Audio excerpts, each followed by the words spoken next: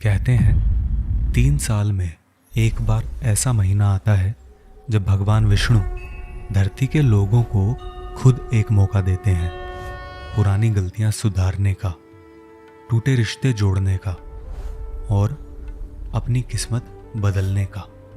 लेकिन दुख की बात यह है कि ज़्यादातर लोग इस महीने को पहचान ही नहीं पाते।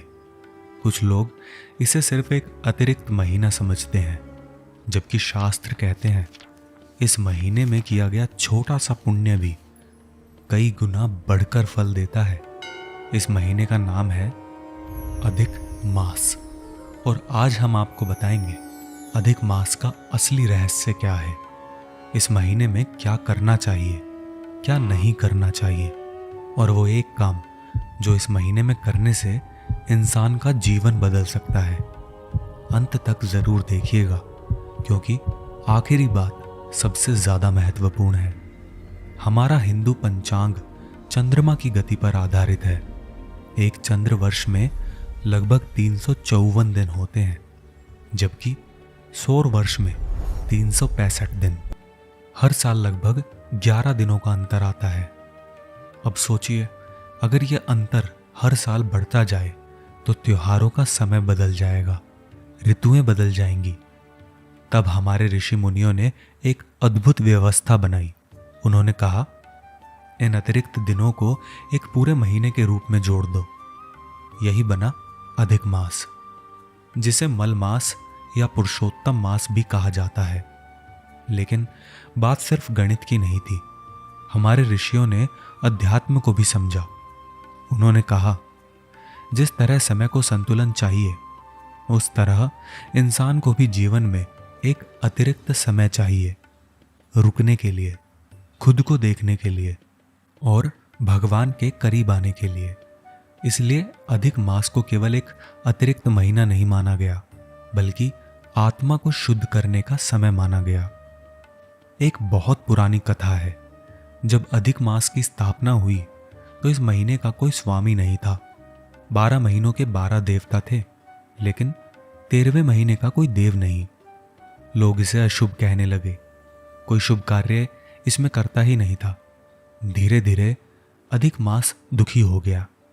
कहते हैं वो स्वयं भगवान विष्णु के पास गया और बोला, प्रभु, मेरा कोई नहीं है, सब मुझे अशुभ कहते हैं, कोई मुझे सम्मान नहीं देता। भगवान विष्णु मुस्कुराए। उन्होंने अधिक मास को अपने हृदय से लगा लिया और बोले, आज से तुम मेरे हो, मैं स्वयं तुम्हारा स्वामी हूं और आज से तुम्हारा नाम होगा पुरुषोत्तम मास। पुरुषोत्तम यानी पुरुषों में उत्तम, स्वयं भगवान विष्णु। तब से ही इस महीने को पुरुषोत्तम मास कहा जाने लगा। शास्त्रों में लिखा है, इस महीने में किया गया जप, तप, दान, भजन सीधे भगवान विष्णु तक पहुंचता है। बहुत लोग सोचते हैं अधिक मास अशुभ होता है, लेकिन ये पूरी तरह सच नहीं है। असल में ये महीना बाहरी कामों के लिए नहीं, भीतरी कामों के लिए है। इस महीने में आमतौर पर जो काम नहीं किए जाते वो हैं विवाह, गृह प्रवेश, नए व्यापार की शुरुआत, मुंडन और बड़े संस्कार। लेकिन इस महीने में जो काम किए जाते हैं वो हैं भजन, कीर्तन, व्रत, उपवास, दान पुण्य, भगवान विष्णु की पूजा। यानी ये महीना दुनिया से भागने के लिए नहीं, बल्कि भगवान की तरफ लौटने के लिए है। जैसे भगवान कह रहे हो, थोड़ा रुक जाओ, अपने मन को देखो और मेरी तरफ आओ। एक छोटे से गांव में विक्रम नाम का किसान रहता था। सुबह से शाम तक खेतों में मेहनत करता, लेकिन जीवन में सुख नहीं था। घर में कलह रहती थी, बेटे की नौकरी नहीं लग रही थी, पत्नी अक्सर बीमार रहती थी और कर्ज हर महीने बढ़ता जा रहा था। एक रात विक्रम अकेला खेत में बैठा था। आसमान काला था, हवा ठंडी थी और उसके मन में डर भरा हुआ था। उसे लग रहा था जैसे भगवान ने उसे भुला दिया हो। तभी दूर मंदिर से घंटियों की आवाज आई। अगली सुबह गांव के पंडित जी उसके घर आए। उन्होंने कहा, विक्रम, अधिक मास शुरू होने वाला है, इस बार कुछ अलग करो। विक्रम हंस पड़ा। पंडित जी, मैं गरीब आदमी हूँ, ना बड़ा दान कर सकता हूँ ना बड़ी पूजा, मैं क्या करूँ? पंडित जी मुस्कुराए और बोले, भगवान को तुम्हारे पैसे नहीं चाहिए विक्रम। भगवान ये देखना चाहते हैं कि तुम मुश्किल समय में भी उन्हें याद करते हो या नहीं। विक्रम चुप हो गया। पंडित जी बोले, बस एक काम करो, पूरे अधिक मास हर सुबह भगवान विष्णु का नाम लो, सिर्फ 5 मिनट। विक्रम ने सोचा, इतना तो कर ही सकता हूँ, और उसने किया। हर सुबह सूरज निकलने से पहले उठता, दीपक जलाता और धीरे धीरे बोलता, ओम नमो भगवते वासुदेवाय। दिन बीतते गए। धीरे धीरे उसके घर का माहौल बदलने लगा। उस साल बारिश अच्छी हुई, फसल अच्छी हुई, बेटे को नौकरी मिली, पत्नी की तबीयत सुधरने लगी। क्या यह सिर्फ संयोग था? विक्रम कहता था, नहीं, यह पुरुषोत्तम की कृपा थी। अब बात करते हैं कि अधिक मास में क्या करना सबसे शुभ माना गया है। नंबर 1, भगवान विष्णु का नाम जपें। ओम नमो भगवते वासुदेवाय। यह मंत्र इस महीने में अत्यंत फलदायी माना जाता है। सुबह 108 बार जपें।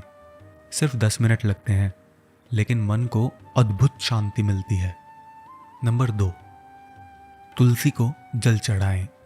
तुलसी भगवान विष्णु को अत्यंत प्रिय है। हर सुबह तुलसी माता को जल चढ़ाएं और कम से कम 3 बार परिक्रमा करें। नंबर 3, दीप दान करें। शाम को भगवान के सामने दीपक जलाएं। शास्त्र कहते हैं, अधिक मास में जलाया गया एक दीपक आपके जीवन के बड़े से बड़े अंधकार को भी जड़ से खत्म कर सकता है। नंबर 4, अन्न दान करें। जरूरी नहीं है कि बड़ा दान करें, एक रोटी भी बहुत है। अगर किसी भूखे को भोजन करा दिया तो भगवान उसे भी पूजा मानते हैं। नंबर 5, श्रीमद् भगवत सुने। पूरा नहीं पढ़ सकते, कोई बात नहीं, रोज थोड़ा सुनिए।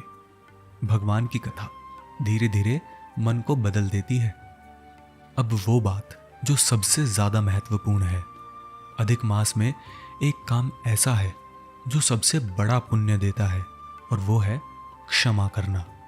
शास्त्रों में लिखा है, जो व्यक्ति अधिक मास में अपने मन से पुरानी नाराजगी, पुराना क्रोध या द्वेष छोड़ देता है, उसे अनेक व्रतों और पूजाओं का फल मिलता है।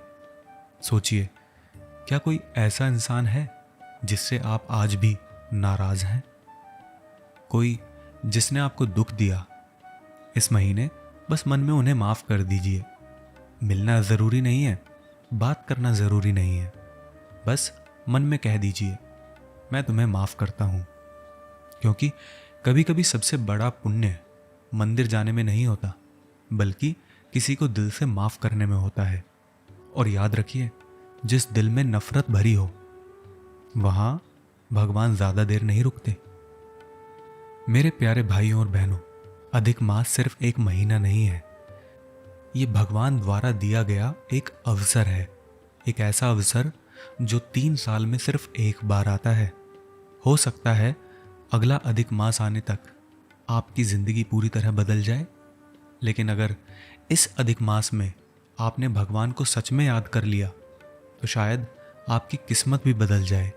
इसलिए इस अवसर को जाने मत दीजिए। बड़ी पूजा नहीं कर सकते, कोई बात नहीं। बड़ा दान नहीं कर सकते, कोई बात नहीं। बस हर सुबह भगवान का नाम लीजिए और मन से सबको माफ कर दीजिए, क्योंकि हर इंसान को भगवान बार बार मौका नहीं देते। जय श्री हरि। अगर ये वीडियो आपके दिल को छू गई तो कमेंट में ज़रूर लिखिए जय श्री हरि। और ऐसे ही रहस्यमयी और दिल को छू लेने वाली कथाओं के लिए अनसुनी धर्म कथाएं को सब्सक्राइब करें।